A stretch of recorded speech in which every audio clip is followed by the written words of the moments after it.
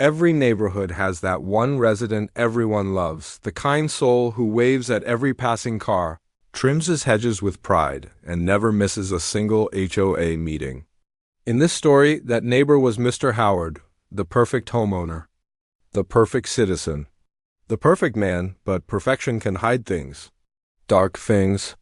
Things the HOA never wanted to believe, and by the time they uncovered who Mr. Howard really was, it was already too late.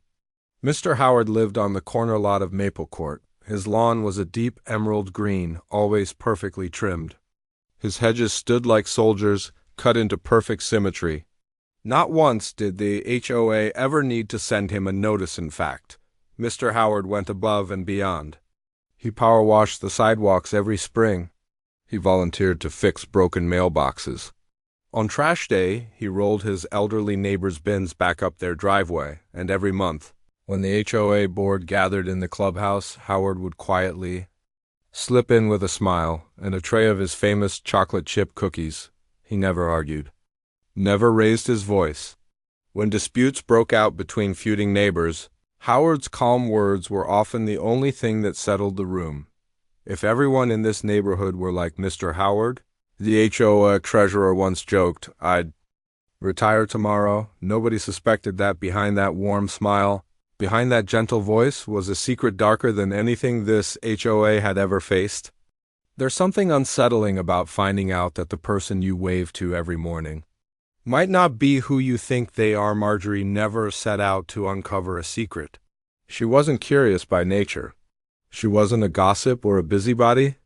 Oh, the kind of woman who peeked through blinds when headlights passed late at night. She was simply the HOA treasurer, neat, cautious, reliable.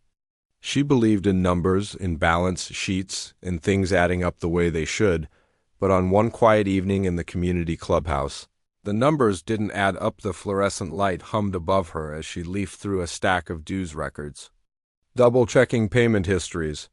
Most files were clean, tidy, predictable. Then she reached Howard's. At first glance, it looked fine. Paid on time, as always, exact amounts, exact dates. Howard was nothing if not precise, but then she saw the address. Not the Maple Court one, another one, from years back. A strange town 3 states away. Not strange in name, plenty of towns had forgettable names, strange in reputation. She knew it before she even typed it in. A place people whispered about. Her fingers hesitated on the keyboard. Then curiosity tugged harder. She searched the town, the facility, and finally, a name. Howard. The screen blinked. A record appeared. She leaned in, her eyes widening as the image loaded. A mugshot, grainy, old, but recognizable. That jawline, those eyes. The faint crease in the cheek that deepened when he smiled. She whispered to herself, No.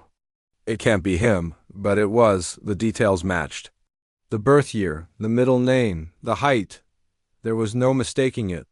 Her stomach twisted as she scrolled further, forcing herself to read through lines of charges and dates she wished she could unread. The list was long, and it was horrifying. For years, Howard had lived a life none of them could have imagined. Not the man who trimmed his hedges in perfect straight lines. Not the neighbor who once fixed her mailbox after it tilted in a storm. Not the man who waved every single morning, without fail, and yet, here it was, cold, unavoidable, true. Marjorie slammed the laptop shut, her heart pounding in the silence of the empty clubhouse, papers scattered across the table. She shoved them into her folder, her hands trembling on the drive home. Every shadow seemed longer, every sound sharper. Her headlights caught the familiar white picket fences, the neatly parked cars, the trimmed lawns, safe, normal, suburban, but none of it felt safe anymore. And then, as if the night itself were mocking her, she passed Howard's house. His porch light glowed warmly. And there he was, standing at the edge of his driveway with Daisy, the old retriever, leash in hand. Howard waved, cheerful, friendly, familiar. Marjorie forced a smile, her grip tight on the wheel. She drove past without slowing, her skin crawling. That same face, that same smile. But now all she could see was the mugshot burned into her mind. That night, sleep didn't come. She lay in bed staring at the ceiling fan turning lazily above. Her husband's breathing was steady beside her, normal, but Marjorie's thoughts ran in circles. Had anyone else noticed? How long had he been here? What if he still was who he used to be? And worst of all, what if he wasn't done?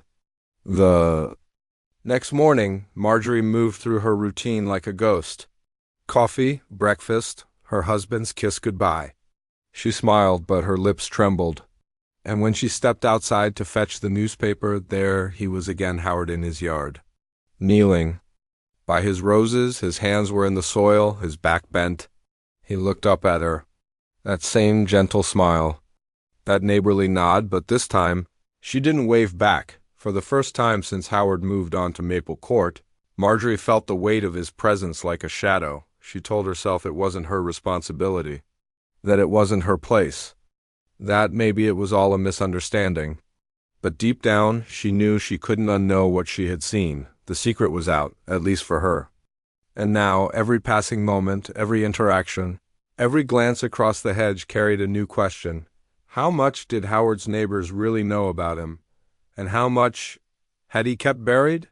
Secrets don't stay buried in neighborhoods like Maple Court. They slip through fences, drift between hedges, and find their way into hushed conversations at mailbox corners Marjorie didn't mean to tell anyone. At least not at first, but silence pressed too heavy. The knowledge gnawed at her, turned every friendly smile from Howard into something menacing. So, one evening, over lukewarm coffee at Linda's kitchen counter, the words spilled out. Not the whole truth, not the horrifying details. Just enough. Something's off about Howard, she whispered. I don't think he's who he says he is. Linda, the HOA secretary, leaned in, her eyes wide. What do you mean? Marjorie hesitated. The weight of the secret burned her tongue. She wanted to bury it again, to take it back. But it was too late. Just promise me, Marjorie said, voice shaking. Don't be alone with him. From there the whispers spread, quietly at first. A raised brow during dog walks, a muttered comment while watering lawns, a glance exchanged during HOA meetings. No. One had proof, not the kind you could hold in your hands. But doubt is its own kind of evidence. Doubt spreads faster than fact can soon. Everyone on Maple Court looked at Howard differently. The woman who jogged past his house in the mornings began taking the longer route. The kids who once knocked on his door for Halloween skipped his porch entirely, whispering about the weird man at the end of the street. Even the men, the same ones who had borrowed his tools, shared beers on his porch and admired his rose garden, began pulling away.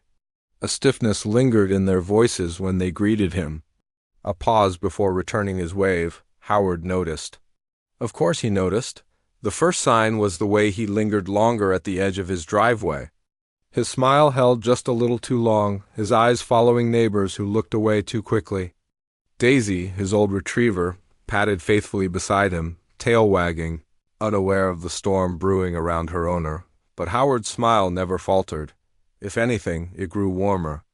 Too warm, the rumors thickened with each passing week. No one remembered who first said it, but soon the words took root. Howard isn't safe. Yet, for all their whispering, none of the neighbors dared confront him directly. Fear held them back. Because how do you accuse the nicest man on the block of hiding something unspeakable?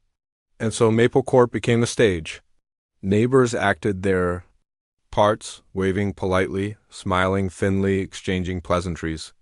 But beneath it all, every glance toward Howard carried unease. Every closed curtain, every hurried step indoors when his porch light flicked on at night, was another silent admission. Something was wrong with Howard. But what terrified them most wasn't what he had done before. It was what he might do next. Fear always seeks an outlet. For Maple Court, that outlet was the police station on the edge of town. It was David, Marjorie's husband, who finally went. He couldn't bear watching his wife twist herself in knots over late-night whispers and shaking hands. So he stood at the counter, his voice steady but urgent, explaining everything. The officer listened politely, typing into his computer, nodding at the right moments. But as David spoke, the answer was clear in the officer's Eyes before his mouth ever formed the words. There was nothing they could do. Howard had served his time. Paid his debts, at least on paper. His record, though disturbing, was legally behind him. The officer leaned back, fingers folded, his tone sympathetic but firm. "Sir, I understand your concerns. But unless he's committed a new crime, Howard is free to live wherever he pleases." David's jaw tightened. "You're telling me we just have to wait?" Wait until he couldn't finish the sentence. The officer didn't need him to. Back on Maple Court, the neighbors gathered in tense clusters, waiting for news. When David returned, his face alone told the story. The system couldn't protect them. Not from Howard. Fear turned to frustration. Frustration to desperation. "He's dangerous," Linda whispered, wringing her hands. "I can feel it. But what can we do?" Another neighbor muttered. Silence hung heavy. No one had an answer. Meanwhile, Howard continued on as though nothing had changed. He waved. He baked cookies. He asked after people's children. But now those same cookies sat untouched on doorsteps, quietly thrown away once he was out of sight. The police had washed their hands of him. But the neighbors couldn't. They were trapped, bound to their homes. Their mortgage, their sense of safety unraveling day by day, and every time Howard's porch light flicked on at night, someone else whispered the same thought. What if tonight is the night?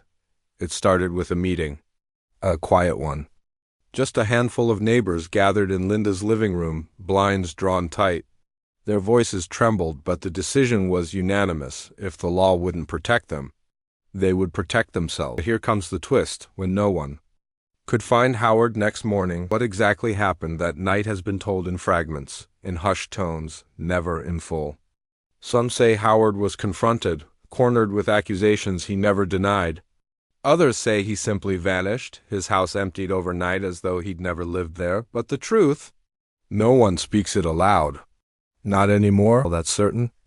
Is this? Howard was gone, his roses withered, his porch light went dark. Daisy the retriever was rehomed quietly, given to a family in another county.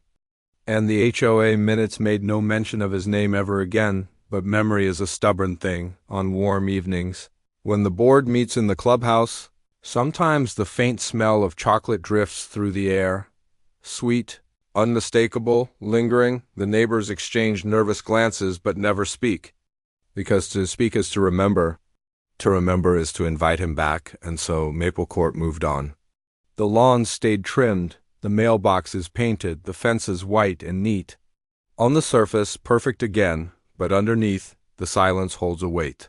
Howard was the nicest neighbor anyone could ask for, always smiling, always waving, always kind, and maybe he still is if you believe the stories.